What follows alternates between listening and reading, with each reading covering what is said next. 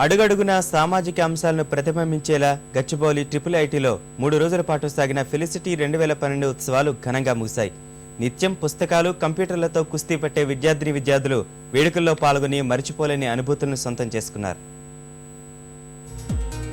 యువతీ యువకుల కేరింతలు, కనువిందు చేసే కళా ప్రదర్శనలతో గచ్చిబౌలి ట్రిపుల్ ఐటీ ప్రాంగణం సరికొత్త శోభను సంతరించుకుంది. ఎప్పుడు తరగతి గదులు, కంప్యూటర్ ల్యాబుల్లో తలమునకలయ్యే విద్యార్థులు వాటన్నింటినీ మరచిపోయి సాంస్కృతిక సంబరాల్లో మునిగి తేలారు. ఏడాదికోమారు నిర్వహించే ఈ ఉత్సవాల్లో ఫెలిసిటీ 2012 పేరిట ఏర్పాటు చేసిన వివిధ కార్యక్రమాలు యువతను విశేషంగా ఆకట్టుకున్నాయి.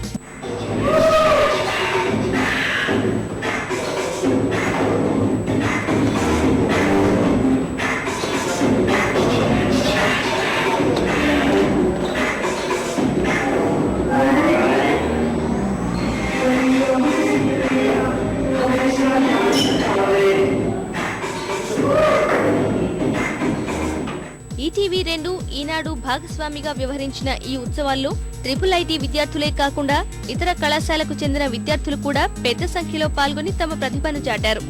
అంతర్జాలంలోనూ ఏర్పాటు చేసిన పోటీల్లో విదేశీ విద్యార్థులు సైతం సందడి చేశారు.